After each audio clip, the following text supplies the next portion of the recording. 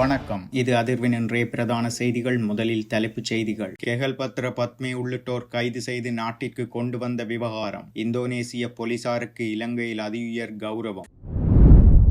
இலங்கையில் காணாமல் ஆக்கப்பட்டோருக்கு ஆதரவாக லண்டனில் மாபெரும் கண்டன ஆர்ப்பாட்டம். அதிவேக நெடுஞ்சாலை வாகனங்களின் உதிரிப்பாகங்கள் பரிசோதனை. புதிய சட்டம் அறிமுகம். காரணம் என்ன? இலங்கையில் ஒரே நாளில் 5680 பேர் கைது. விசேட அதிரடிப்படையின் அதிரடி. ரணில் ஹரணி வைத்தியசாலையில் சந்தித்ததாக கூறிய விவகாரம். சிசிடிவியை ஆராய கோருகிறது சிஐடி. வவுனியாவிலிருந்து அனுராதபுரத்திற்கு சென்ற லொரி விபத்து. மாணவி உட்பட 2 பலி. நாடாளுமன்ற பதவிக்கான ஆசையா? தேரருடன் இணைந்து கடத்திச் சென்று கொலை மிரட்டலில் ஈடுபட்டுள்ளாரா தேசபந்து? நீதிமன்றில் அம்பலமாகும் விடயங்கள். சிறப்பு அறிக்கையொன்றை வெளியிடப் போகும் ரணில் விக்ரமசிங்கே. செய்திகளை உடனுக்குடன் அறிந்து கொள்ள அதிர்வு சேனலை லைக் மற்றும் சப்ஸ்கிரைப் செய்து கொள்ளுங்கள். இனி தொடர்பென விரிவான செய்திகள். பாதாள உலக குழுக்களை சேர்ந்த கெஹல்பத்ர பத்மே மற்றும் அவரது குழுவினரை கைது செய்யும் நடவடிக்கையில் ஈடுபட்ட இந்தோனேசிய போலீஸ் அதிகாரிகளுக்கு இலங்கை போலீசாரால் கௌரவம் அளிக்கப்பட்டுள்ளது. இந்தோனேசிய போலீஸ் அதிகாரிகள் மற்றும் இந்த நடவடிக்கையில் ஈடுபட்ட இலங்கை போலீஸ் அதிகாரிகளுக்கு பொது பாதுகாப்பு அமைச்சர் ஆனந்த விஜயபால பாராட்டுக்களை தெரிவித்துள்ளார். மேலும் இந்தோனேசிய போலீஸ் அதிகாரிகளுக்கு சிறப்பு நினைவு சின்னங்களும் இலங்கை போலீசாரால் வழங்கி வைக்கப்பட்டுள்ளன. கடந்த 27ஆம் திகதி இந்தோனேசியாவில் கைது செய்யப்பட்ட 5 இலங்கை ஒழுங்கமைக்கப்பட்ட குற்றவாளிகள் நேற்று இரவு கட்டுநாயக்க விமான நிலையத்தின் ஊடாக நாட்டிற்கு அழைத்து வரப்பட்டனர். சந்தேக நபர்களை கைது செய்து நாட்டிற்கு அழைத்து வருவதில் முன்னிலை வகித்த இந்தோனேசிய போலீஸ் அதிகாரிகளையும் இந்த நடவடிக்கையில் ஈடுபட்ட இலங்கை போலீஸ் அதிகாரிகளையும் கட்டுநாயக்க விமான நிலையத்தில் பொது பாதுகாப்பு அமைச்சர் ஆனந்த விஜயபால மற்றும் போலீஸ் மா அதிபர் பிரியந்த வீரசூரிய ஆகியோர் வரவேற்றனர். இதேவேளை இலங்கையில் ஒரே நாளில் மேற்கொள்ளப்பட்ட விசேட சுற்றிவளைப்பு நடவடிக்கையின் போது 5680 பேர் கைது செய்யப்பட்டுள்ளனர். குறித்த தகவலை போலீஸ் ஊடக பிரிவு உறுதிப்படுத்தியுள்ளது. போலீஸ் அதிகாரிகள், இராணுவத்தினர், போலீஸ் விசேட அதிரடிப்படையினர் மற்றும் கடற்படையினர் ஆகியோர் இணைந்து நேற்று முன்தினம் வெள்ளிக்கிழமை இந்த விசேட சுற்றிவளைப்பு நடவடிக்கையை மேற்கொண்டுள்ளனர். இதன்போது பல்வேறு குற்றச் செயல்கள் தொடர்பில் ஆதாரங்களுடன் 20 பேரும், சந்தேகத்தின் பேரில் 815 பேரும், பிடியாணை உத்தரவு பிறப்பிக்கப்பட்ட 315 பேரும், திறந்த பிடியாணை உத்தரவு பிறப்பிக்கப்பட்ட 210 பேரும், மது போதையில் வாகனம் செலுத்தியமை தொடர்பில் 86 சாரதிகளும், கவனக்குறைவாக வாகனங்களை செலுத்தியமை தொடர்பில் 56 சாரதிகளும், ஏனைய போக்குவரத்து விதிகளை மீறியமை தொடர்பில் 4178 பேரும் கைது செய்யப்பட்டுள்ளனர். இலங்கையில் கடத்தப்பட்டும் கைது செய்யப்பட்டும் காணாமல் ஆக்கப்பட்ட உறவுகளுக்கு ஆதரவாக லண்டனில் மாபெரும் கண்டன ஆர்ப்பாட்டம் ஒன்று நடத்தப்பட்டுள்ளது. குறித்த ஆர்ப்பாட்டம் நேற்றைய தினம் லண்டனில் உள்ள இலங்கை உயர்ஸ்தானிகரத்திற்கு முன்னால் சர்வதேச வலிந்து காணாமல் ஆக்கப்பட்டோர் நாளை முன்னிட்டு முன்னெடுக்கப்பட்டுள்ளது. அதனைத் தொடர்ந்து பிரித்தானிய பிரதமரின் பணிமனை வரைக்குமான நடைப்பயணமும் மேற்கொள்ளப்பட்டுள்ளது. இந்த ஆர்ப்பாட்டத்தில் பிரித்தானிய வாழ் தமிழ் உறவுகள் மற்றும் தமிழ் தேசிய செயற்பாட்டில் இயங்கும் புலம்பெயர் தமிழ் அமைப்புகளை சேர்ந்தவர்கள் ஆகியோர் கலந்து கொண்டு ஆதரவு வழங்கியுள்ளனர். இதேவேளை குறித்த ஆர்ப்பாட்ட பேரணி நாடு கடந்த தமிழீழ அரசாங்கத்தின் ஏற்பாட்டில் இடம்பெற்றுள்ளமை குறிப்பிடத்தக்கது.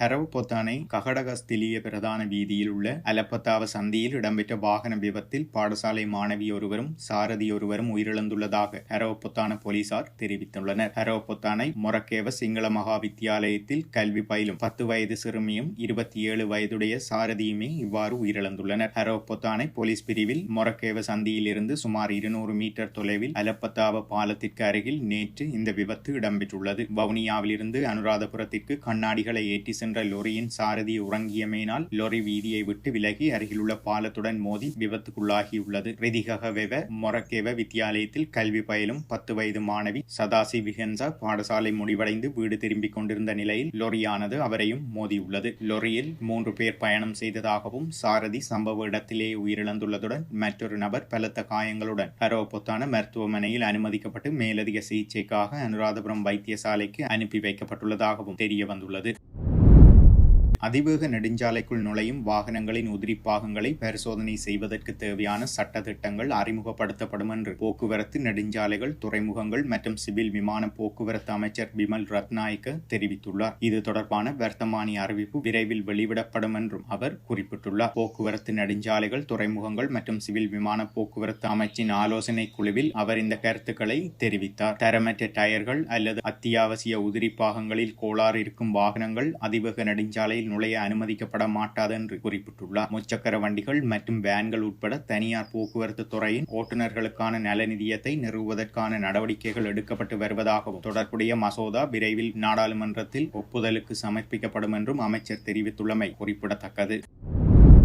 பிரதமர் கலாநிதி ஹரணி அமரசூரிய முன்னாள் ஜனாதிபதி ரணில் விக்ரமசிங்கவை கொழும்பு தேசிய மருத்துவமனையில் சந்தித்ததாக கூறப்படும் சமூக ஊடக பதிவுகள் குறித்த விசாரணையில் தேவைப்பட்டால் கொழும்பு தேசிய மருத்துவமனையின் CCTV காட்சிகளை ஆய்வு செய்ய அனுமதி வழங்க முடியும் என்று மாளிகாகந்த நீதவான் குற்றப்புலனாய்வு துறைக்கு தெரிவித்துள்ளார். பிரதமர் ஹரணி அமரசூரிய மற்றும் அவரது பாதுகாப்பு பணியாளர்களிடமிருந்து வாக்குமூலங்களை பதிவு செய்யுமாறு குற்றப்புலனாய்வு பிரிவினருக்கு நீதவான் லோச்சனி அபேவிக்ரம உத்தரவிட்டிருந்தார். பிரதமர் ஹரணி அமரசூரிய முன்னாள் ஜனாதிபதி ரணில் விக்ரமசிங்கவை மருத்துவமனையில் சந்தித்ததாக கூறும் சமூக ஊடக பதிவுகள் குறித்து விசாரணைகள் ஏற்கனவே ஆரம்பிக்கப்பட்டுள்ளதாக குற்றப்புலனாய்வு பிரிவினர் நீதவானிடம் தெரிவித்தனர். விசாரணைகள் தொடர்பாக தேசிய மருத்துவமனையில் CCTV காட்சிகளை ஆய்வு செய்யுமாறு CID விடுத்த கோரிக்கையை பரிசீலித்த பின்னர் இந்த உத்தரவு பிறப்பிக்கப்பட்டுள்ளது. பிரதமர் மற்றும் அவரது பாதுகாப்பு அதிகாரிகளிடமிருந்து வாக்குமூலங்களை பதிவு செய்த பின்னர் தேவைப்பட்டால் தேசிய மருத்துவமனையின் CCTV காட்சிகளை ஆய்வு செய்ய அனுமதி வழங்க முடியும் என்று நீதவான் CID-யினரிடம் தெரிவித்துள்ளார். அபே ஜனபல கட்சியின் நாடாளுமன்ற உறுப்பினரின் பதவியை வலுக்கட்டாயமாக பெறுவதற்காக அத்துரலிய ரத்ன தேரர் மற்றும் முன்னாள் காவல்துறை மா அதிபர் தேசபந்து தென்னக்கோன் ஆகியோர் அவரை கடத்திச் சென்று கொலை மிரட்டல் விடுத்துள்ளதாக தெரிவிக்கப்பட்டுள்ளது. அக்கட்சியின் முன்னாள் பொதுச் செயலாளர் வேதிநிகம விமலதிச தேரர் நீதிமன்றத்தில் சமர்ப்பித்த வாக்குமூலத்தில் இது தெரிவிக்கப்பட்டுள்ளது. கடந்த 2020 ஆகஸ்ட் மாதம் நடைபெற்ற நாடாளுமன்ற தேர்தலுக்கு பிறகு அபே ஜனபல கட்சிக்கு வழங்கப்பட்ட தேசிய பட்டியல் நாடாளுமன்ற உறுப்பினர் பதவியை பெறுவதற்காக கட்சியின் பொதுச் செயலாளர் அத்துரலிய விமலதிச தேரரை கடத்திச் சென்ற குற்றச்சாட்டில் அத்துரலிய ரத்ன தேரர் நீதிமன்றத்திற்கு அழைக்கப்பட்டார். இருப்பினும் நீதிமன்றத்தை புறக்கணித்த காரணத்தினால் ஆகஸ்ட் 18 கங்கொடவில நீதவான் நீதிமன்றத்தால் அவருக்கு எதிராக பிடியாணை பிறப்பிக்கப்பட்டது. பிடியாணை பிறப்பிக்கப்பட்ட பின்னரும் தலைமறைவான ரத்ன தேரர் கடந்த 29 கங்கொடவில நீதவான் நீதிமன்றத்தில் சரணடைந்தார். பின்னர் அவர் 12 வரை விளக்கமறியலில் வைக்க உத்தரவு பிறப்பிக்கப்பட்ட நிலையில் தன்னை கடத்திய குழு அத்துரலிய ரத்ன தேரர் மற்றும் தேசபந்து தென்னக்கோர் ஆகியோரின் உத்தரவின் பேரில் செயற்பட்டதாகவும் பல வெற்றுத்தாள்களில் அவர்களின் கையொப்பங்களை பெற்றதாகவும் வேதிநிகம விமலதிச தேரர் கூறியுள்ளார். அதன்படி குறித்த விவகாரம் தொடர்பில் விசாரணை பிரிவு அதிகாரிகள் விரிவான விசாரணையை மேற்கொண்டுள்ளதாக தெரிவிக்கப்படுகிறது. அத்தோடு நீதிமன்றத்திற்கு அளிக்கப்பட்ட அறிக்கைகளின் அடிப்படையில் அத்துரலிய ரத்ன தேரருக்கு உத்தரவுகள் பிறப்பிக்கப்பட்டன. முன்னாள் ஜனாதிபதி ரணில் விக்ரமசிங்கே எதிர்வரும் 6 சிறப்பு அறிக்கையொன்றை வெளியிட உள்ளதாக தெரிய வந்துள்ளது. ஐக்கிய தேசிய கட்சியின் மாநாடு எதிர்வரும் 6 நடைபெறவுள்ள நிலையில் அந்நிகழ்வில் முன்னாள் ஜனாதிபதி இந்த அறிக்கையை வெளியிடுவார் என எதிர்பார்க்கப்படுகிறது. அரச நிதியை முறைகேடாக பயன்படுத்திய சம்பவம் தொடர்பாக பொது சொத்துக்கள் சட்டத்தின் கீழ் குற்றச்சாட்டப்பட்டு முன்னாள் ஜனாதிபதி ரணில் விக்ரமசிங்கே கடந்த 22 குற்றப்புலனாய்வு திணைக்களத்தினரால் கைது செய்யப்பட்டிருந்தார். அதனைத் தொடர்ந்து அதே நாளில் கோட்டை நீதவான் நீதிமன்றத்தில் முற்படுத்தப்பட்டு அவரை 26 வரை விளக்கமறியலில் வைக்க உத்தரவு பிறப்பிக்கப்பட்டது. பின்னர் அவரது உடல்நிலையை கருத்தில் கொண்டு அவர் சிறைச்சாலை வைத்தியசாலையில் அனுமதிக்கப்பட்டார். மறுநாள் மருத்துவ பரிந்துரைகளின் பேரில் ரணில் கொழும்பு தேசிய வைத்தியசாலையின் தீவிர சிகிச்சை பிரிவில் அனுமதிக்க நடவடிக்கை எடுக்கப்பட்டது. இதன்படி கொழும்பு தேசிய வைத்தியசாலையில் தீவிர சிகிச்சை பிரிவில் சிகிச்சை பெற்று வந்த முன்னாள் ஜனாதிபதி ரணில் விக்ரமசிங்கே 29 வைத்தியசாலையில் இருந்து வெளியேறியமை குறிப்பிடத்தக்கது. இத்துடன் செய்திகள் நிறைவடைகின்றன. மறக்காமல் அதிர்வு சேனலை லைக் மற்றும் சப்ஸ்கிரைப் செய்து கொள்ளுங்கள்.